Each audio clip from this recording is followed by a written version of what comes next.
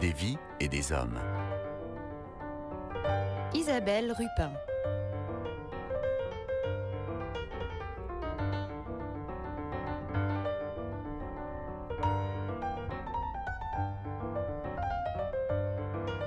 Alors que le projet de loi sur la fin de vie revient encore à l'Assemblée nationale, nous allons nous repencher sur les soins palliatifs. Marie-Thérèse de Blanc-Briot, bonjour. Bonjour. Vous avez été longtemps médecin en soins palliatifs à Château-Gontier et aujourd'hui investi dans l'association Jalmalve en Mayenne. Donc Jalmalve, c'est jusqu'à la mort, accompagner la vie. Tout à fait. De quoi parle-t-on exactement quand on parle de soins palliatifs ? C'est l'ensemble des soins qui ont pour objectif de soulager la personne qui est atteinte d'une maladie grave. Ça peut être dès le début de la maladie. On a souvent l'idée que soins palliatifs égale fin de vie. Oui. Non, c'est tous les soins qui soulagent, qui permettent la meilleure qualité de vie possible. Et donc c'est tout à fait compatible avec les soins curatifs pour essayer de guérir ou de stabiliser la maladie le plus longtemps possible. Et donc ça s'adresse au soulagement de la souffrance physique, mais aussi psychique. Aussi, il y a un accompagnement, il y a un soutien. Et on essaie vraiment de privilégier la qualité de vie. Si on parle de la souffrance physique, c'est peut-être celle qui est la plus facile à accompagner ou à limiter. Alors, effectivement, maintenant, les traitements sont bien codifiés. Il y a énormément de progrès, même s'il est quand même souvent nécessaire de réfléchir au meilleur traitement possible de façon individuelle. Parce que chacun vit différemment la douleur.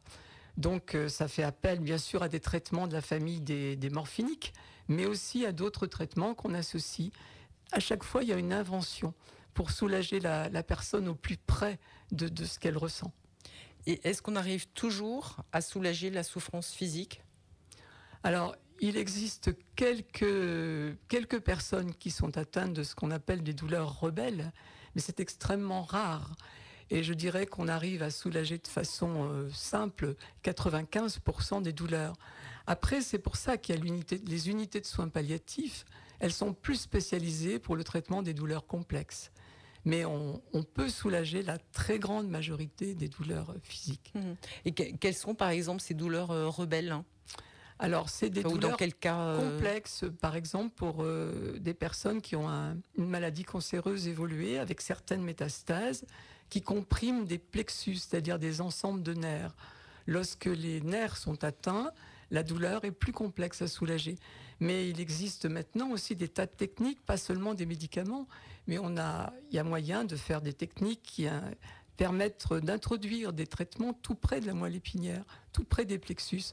On a fait énormément de progrès dans le traitement de la douleur. C'est quelque chose qui est relativement récent, vous diriez, de soigner la douleur et pas seulement le mal. C'est une préoccupation depuis toujours. Enfin, les premières lois, c'était 1994, l'obligation de soulager la douleur dans les hôpitaux. Mais on a fait beaucoup de progrès dans les techniques et je dirais que depuis 10 ans, les progrès sont immenses et surtout les moyens de soulager, l'usage des médicaments est beaucoup mieux connu. Et beaucoup plus affiné, du coup. Plus affiné, plus connu et donc davantage dispensé par davantage de services. Et ce n'est plus réservé à des choses spécialisées. Alors Marie-Thérèse de Blanc-Briot, vous nous avez dit c'est pas réservé aux personnes en fin de vie. Là, on va quand même s'intéresser aux personnes en fin de vie puisque c'est le contexte législatif qui nous y invite. Quand il s'agit donc d'une personne en fin de vie, on peut craindre parfois que soulager la douleur ne hâte un petit peu la fin. Est-ce que c'est juste, cette crainte est juste ? C'est une crainte, mais je dirais que c'est pas une réalité. Quand on a une douleur sévère, on se laisse mourir.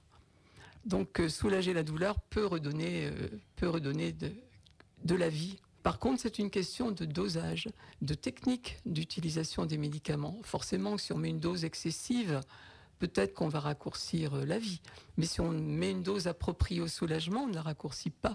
Et de toute façon, la priorité est de soulager la personne, même au risque de raccourcir la vie. C'est bien dit dans les lois qui concernent les soins palliatifs, il y en a eu plusieurs. La première en 99, c'était chacun... La loi Leonetti, c'est ça ? C'était pas la loi de Leonetti en 99, c'était la loi Kouchner. C'est le droit pour chaque personne qui en a besoin d'avoir accès aux soins palliatifs.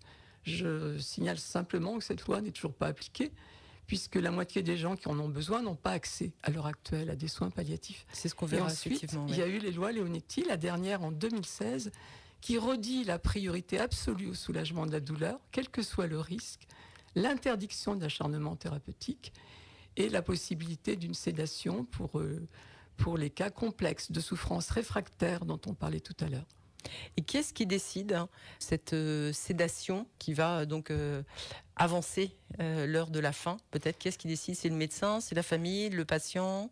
Alors, la sédation, c'est d'abord une technique qui est utilisée toujours en soins palliatifs à certains moments, par exemple dans des moments de crise douloureuse, de façon proportionnée. C'est une façon de diminuer la vigilance d'une personne pour pas qu'elle souffre dans un moment difficile. Donc il y a plusieurs types de sédation. Là, je vous parle d'une sédation palliative qui peut être arrêtée, qui peut être modulée selon l'évolution de la maladie. La dernière loi Leonetti parle de sédation profonde et continue, possible dans certains cas en toute fin de vie, lorsqu'il y a une souffrance réfractaire ou lorsqu'on décide d'arrêter des traitements de réanimation, par exemple, qui maintiennent la vie. Donc forcément, c'est une demande de la personne et c'est une décision qui est collégiale. Il faut préciser les choses. La sédation profonde et continue peut être proposée à quelqu'un, effectivement, qui est en toute fin de vie et qui souffre de façon réfractaire. Qu'est-ce que ça veut dire, une souffrance réfractaire? Ça veut dire qu'on n'est pas arrivé à soulager cette souffrance. Et donc, la priorité, elle est bien au soulagement de la souffrance. Et donc, on met en place un traitement qui associe des antalgiques majeurs de la famille de la morphine et des produits qui font dormir, qui peuvent être utilisés en anesthésie. Donc, on provoque un coma en soignant la douleur, en évitant la douleur. Et la mort survient parce qu'on ne met pas de perfusion, on ne prolonge pas la vie de la personne. Donc, la personne est profondément endormie, a des médicaments pour ne pas souffrir, et la mort survient à un moment qu'on ne maîtrise pas. Mais les produits utilisés ne provoquent pas la mort. La mort survient parce que la personne est au bout de sa vie, tout simplement, et qu'on ne fait rien pour maintenir la vie. La personne est dans un coma et elle meurt à son heure. C'est subtil et très ténu sans doute comme distinction, mais vous avez raison de le préciser parce que ça s'oppose bien effectivement à l'euthanasie où on active, on donne un produit pour mourir, c'est ça? L'euthanasie, on injecte un produit qui fait mourir immédiatement la personne. L'objectif est clair, c'est de provoquer la mort. Alors ça, bien sûr, c'est toujours dit dans une intention d'empêcher la souffrance, d'arrêter la souffrance, mais les médicaments qui sont utilisés provoquent la mort. Dans une sédation profonde et continue, les médicaments utilisés endorment, anesthésient et luttent contre la douleur, mais ne sont pas des médicaments qui provoquent la mort. Mais à partir du moment où la personne n'est pas perfusée, où il n'y a pas de traitement de soutien de sa vie, forcément la mort arrive. Cette sédation profonde et continue, elle a été mise en place notamment lorsque il y a des arrêts de réanimation respiratoire, par exemple, parce que ça devient de l'acharnement thérapeutique. Et si on débranche la machine, comme on dit couramment, on ne va pas laisser la personne s'asphyxier. Oui, ce qui serait horrible. Ce qui serait absolument horrible. Donc, on met en place une sédation profonde et continue. Et lorsque la personne est profondément endormie, on débranche la machine pour qu'elle ne souffre pas au moment du décès. Donc ça, c'est une des indications de la sédation profonde et continue. D'autres, ça peut être par exemple aussi dans des maladies neurologiques. On a beaucoup parlé de la maladie de Charcot. Oui. Eh bien, lorsque les personnes sont en fin de vie, n'arrivent plus à s'alimenter, le demande, une sédation profonde et continue peut être mise en place. Marie-Thérèse Leblanc-Briot, tout ça, ça concerne la souffrance physique. Comment est-ce qu'on peut s'occuper de la souffrance psychique, psychologique? C'est un tout, très souvent. Et la souffrance psychique, psychologique, je dirais que la chose la plus importante, c'est l'écoute. C'est d'être vraiment présent à l'autre, d'écouter vraiment ce qu'il ressent. Il n'y a pas une façon identique de vivre la maladie grave, qu'elle soit cancéreuse ou neurologique. Chacun la vit avec son histoire. Et ce qui va être important, c'est de construire avec chacun la façon dont on va traverser ce temps pour que ce soit de la vie et que la personne se sente considérée. Avec l'accompagnement et les soins palliatifs, on peut mourir dignement. La dignité n'est pas l'apanage de l'euthanasie. Les personnes ont besoin de se sentir écoutées, respectées, considérées. Elles doutent forcément. Est-ce que ma vie dans cet état-là, ça a de la valeur? Est-ce que ça a du sens? Elles posent des questions. Parfois, elles demandent à mourir. C'est complètement normal dans le cheminement d'une maladie. Mais l'attention portée, la considération, les soins, cette écoute et cette présence authentique, c'est fondamental. Ainsi que l'entourage, bien sûr, qu'il est nécessaire de soutenir. C'est tout ça qui fait que les personnes nous disent... Quand j'étais bien portant, c'était très simple pour moi. Je me disais, oh, le jour où ça ira mal, euthanasie, ce sera réglé. Et ils nous disent, maintenant que je suis malade, c'est beaucoup plus compliqué. Parce que qu'est-ce qui compte pour moi vraiment? Je me faisais une image de moi, de ma vie. Mais maintenant, qu'est-ce qui est essentiel pour moi? Et très souvent, ils se disent, ce qui est essentiel pour moi, c'est les liens avec mes proches, c'est ceux que j'aime. Et bien que j'ai perdu plein de capacités, j'ai pas envie de les quitter. Et c'est une question qu'ils nous posent. Est-ce qu'il vaut mieux que je meure? Est-ce que ma vie a du sens? Est-ce que ça vaut le coup que je continue ma vie comme ça? Il vous pose la question à vous, en tant que soignant, médecin, en tant que bénévole, en tant que soignant. Ouais. Et la réponse, la façon, on dit souvent que, par exemple, la dignité, c'est le regard de l'autre qui nous la renvoie. Et la façon dont on se positionne est fondamentale.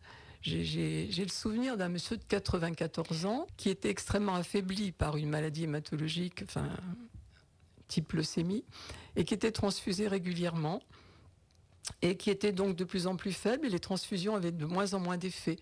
Donc à un moment, la question de poursuivre la transfusion a été posée dans l'équipe, et on a choisi de lui demander à lui ce qu'il en pensait.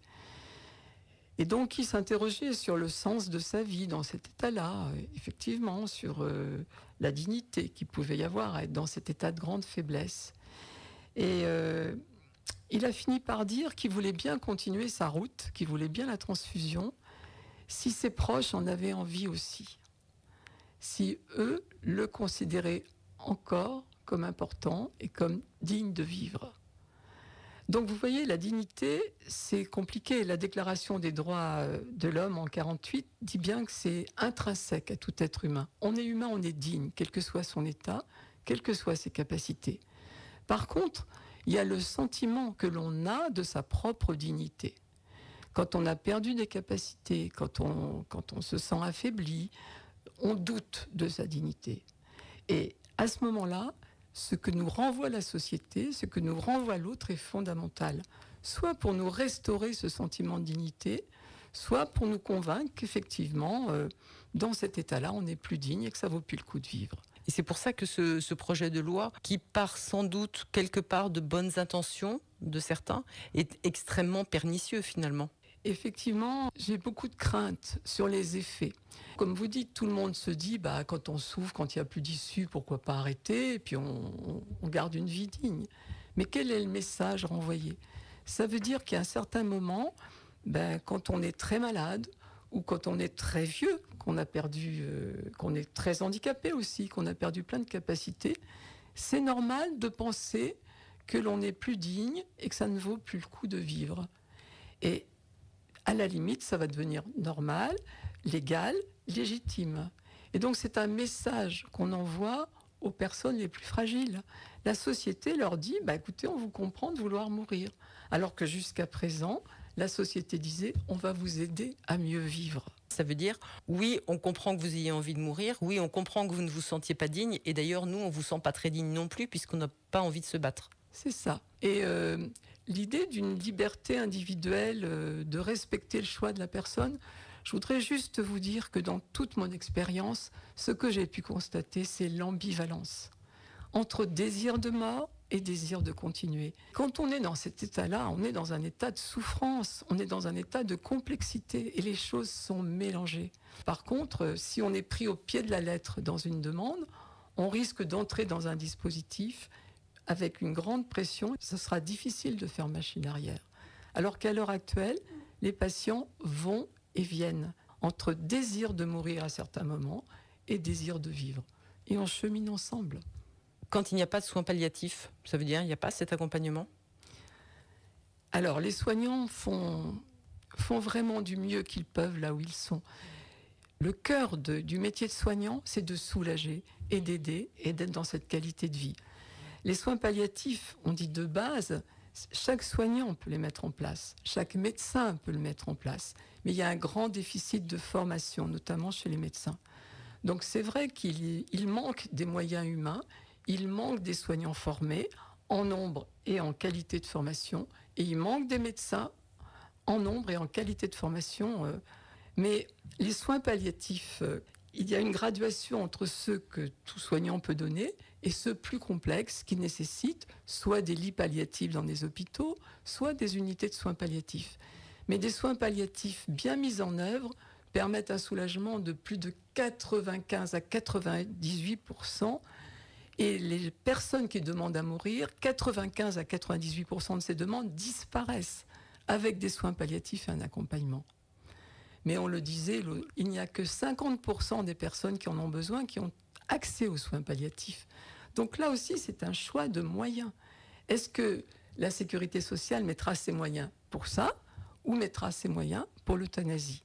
L'euthanasie coûtera moins cher que le déploiement des soins palliatifs. Et c'est vrai que là, on arrive à une question commerciale, hein, qui ne devrait pas rentrer en jeu quand il s'agit de l'être humain. Et quand on parle de dignité, ça fait frémir. Le coût et la dignité face à face. Le coût économique est rarement évoqué. Il n'empêche que les pays qui ont légalisé l'euthanasie, comme la Belgique, le Canada, font des études tous les ans des gains, des économies réalisées sur le budget de l'assurance maladie, à la fois dans les maladies chroniques et aussi en ce qui concerne la vieillesse. Et lorsque les députés ont réfléchi en commission sur ces projets de loi, il y a eu un forfait euthanasie qui a été évoqué, remboursé par la sécurité sociale, comparé au prix d'une journée en unité de soins palliatifs.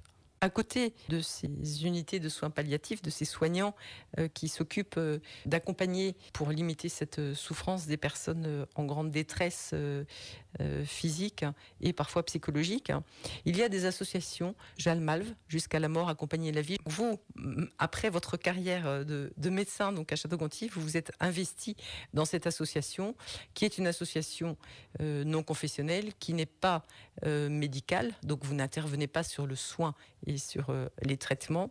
Vous accompagnez précisément, vous êtes là en soutien moral.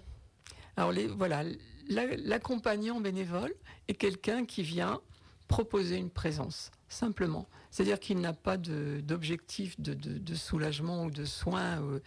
Et la place du bénévole est particulière. C'est une rencontre et le bénévole amène son écoute et sa présence authentique à l'autre. C'est un espace très particulier. Le bénévole, il est là pour l'autre. Je viens te dire que tu comptes pour moi, que tu comptes pour la société. Une petite référence à la dignité dont on parlait. Il y a aussi toutes les aumôneries, mais là qui sont confessionnelles, qui sont présentes et qui peuvent aussi être très présentes auprès des personnes malades et pas seulement les personnes qui sont en fin de vie, d'ailleurs. C'est ça, mais Jalmalve est laïque, effectivement. C'est peut-être le moment d'inviter des personnes qui s'interrogent sur leur souhait d'accompagner des personnes en fin de vie, de leur proposer de rejoindre ou de... Absolument, il ne faut pas hésiter à vous manifester. On a à la fois besoin de bénévoles pour mener des projets et puis pour accompagner les personnes gravement malades. Les besoins sont très importants. C'est une des réponses peut-être aux demandes d'euthanasie, cette présence. La présence... C'est un peu rapide, c'est un raccourci un peu rapide peut-être que je fais. La présence permet le cheminement. On n'est pas dans un oui ou non. Et le problème des discussions et des débats actuels, c'est toujours des oppositions entre un oui et un non. Et je dirais simplement qu'il y a quelques situations exceptionnelles qui sont très peu nombreuses, qui concernent des gens en fin de vie, mais que faire une loi pour ces situations exceptionnelles, c'est dommage, à cause de tout ce que ça va entraîner sur les autres. C'est ça, c'est dommage et ça peut être dangereux en fait. Et ça peut être dangereux. Ces situations exceptionnelles, elles peuvent être tranchées par des décisions éthiques, en collégialité, et il n'y a pas besoin d'une loi pour ça, il n'y a pas besoin d'une loi générale. Situation exceptionnelle, mesures exceptionnelles, décisions collégiales, décisions éthiques, qui peuvent parfois comporter une transgression. Mais ce n'est pas du tout la même chose que de donner un droit à. Le droit à va entraîner une norme. Et la norme va entraîner une pression sur les plus fragiles. Et donc la société va aller dans un certain sens qui, à mon sens, n'est pas celui de la fraternité ni de la solidarité. Ça ouvre les portes à une norme du bien mourir. Un bien mourir qui voudrait dire que c'est une mort technique, maîtrisée, contrôlée. Et on doit mourir avant d'être dépendant, avant d'être trop mal. Et ça va constituer vraiment une pression sur un tas de personnes qui actuellement peuvent se poser la question du sens de leur vie, mais qui du coup vont avoir une espèce de réponse sociale, une norme. Oui, c'est légitime et ça peut devenir civique d'anticiper sa mort pour ne pas être une charge pour la société, pour garder son image, pour garder un sens de la vie qu'on estime devoir garder. Et à partir du moment où on en rentre dans un dispositif où on dit que, bah oui, je veux l'euthanasie ou le suicide assisté, ça va être, à mon avis, beaucoup plus compliqué de changer d'avis. Alors qu'à l'heure actuelle, les personnes malades oscillent et peuvent changer d'avis. Quand on rentre dans un dispositif, il y a une espèce d'obéissance quelque part. On est cadré dans un dispositif. Et le poids de la norme me paraît considérable. Oui, parce que là, c'est pas parce que le droit à l'euthanasie active n'est pas autorisé, c'est pas pour ça que les patients s'empêchent de dire j'ai envie de mourir. Ouais, au contraire, ça leur permet d'en parler sans être pris au pied de la lettre. C'est-à-dire que la demande, elle est souple, elle chemine. Je crains que s'il y a un dispositif, dans les moyens aussi contraints de médecins et de soignants où l'on est, il n'y a pas beaucoup de temps de cheminement. Oui, une fois qu'on a dit je veux mourir, bah ok, d'accord, ma petite on dame, va rentrer et puis hop, peut-être dans des rails. Et dans un des amendements, enfin je crois du projet de loi actuel, sachez qu'il y a 48 heures pour changer d'avis.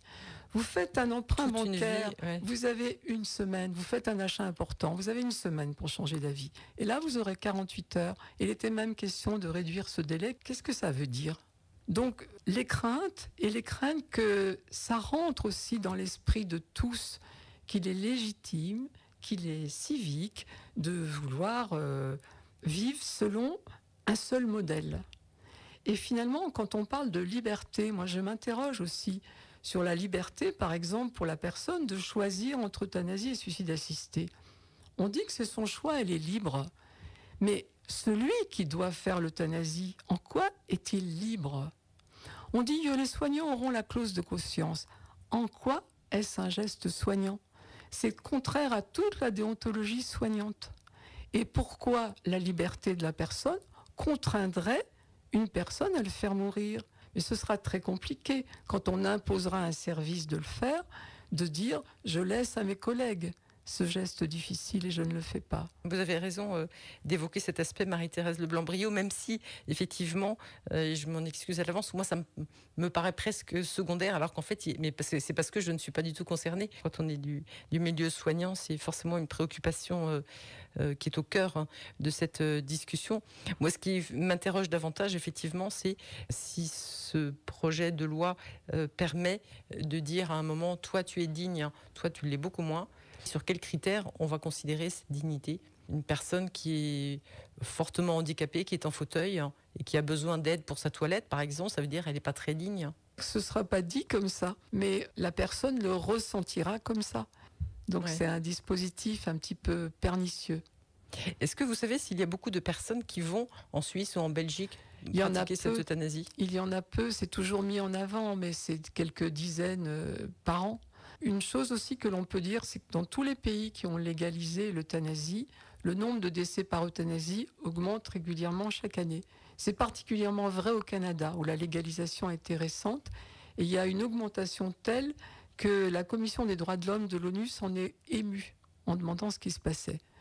Par contre, quand il s'agit de suicide assisté, cette augmentation est beaucoup moins importante, parce que c'est la personne elle-même qui doit prendre le produit ou s'injecter le produit qui fait l'acte. Donc c'est plus complexe. Cette forte augmentation au Canada des demandes d'euthanasie active, ça peut être interprété comme le signal « je ne suis plus digne » ou « je suis une charge pour la société ». C'est ça. Ou pire, « je suis une charge pour ma famille ». Ça. Et ça, le regard de la famille est essentiel aussi, bien sûr. Et c'est la grande crainte, notamment pour les personnes très âgées, qui déjà ont ce sentiment d'être à charge, d'être un poids pour la société, pour leurs proches. Et c'est la très grande crainte qu'avec cette loi-là, les personnes âgées se disent je vais demander à mourir, je vais débarrasser tout le monde. Et jusqu'à présent, le discours était de dire c'est vrai que c'est une charge, mais c'est normal. C'est pas juste une charge qui serait normale d'accomplir. C'est quelque chose de très riche aussi à vivre. La vie, les accompagnants, les soignants de soins palliatifs le savent. La vie, elle est précieuse et elle peut se déployer, même pour quelqu'un qui n'a plus ses capacités, qui est en fin de vie. La vie, elle est source. L'échange qu'on peut avoir, il enrichit l'un et l'autre. On a vu effectivement des aidants familiaux qui se sont révélés à eux-mêmes. Ça construit l'humanité de l'un et de l'autre. Ce parcours de fin de vie, évidemment qu'il faut soulager cette souffrance, mais lorsque cette souffrance est soulagée, c'est un parcours, je le dis, qui nous construit les uns et les autres. C'est un parcours de vie, mais de vie au plus profond, de vie qui touche l'essentiel de ce que l'on est et non pas, on n'est pas là dans l'image, on n'est pas là dans le discours social de la performance, on est là au cœur de ce que l'on est chacun. Ça pourrait reposer aussi la question, si on prolongeait encore, de l'accompagnement qui est fait des aidants familiaux. Mais là, ça sera pour une autre série. Merci infiniment, Marie-Thérèse Leblanc, de tous ces éclairages qui ont contribué à notre réflexion sur ce projet de loi.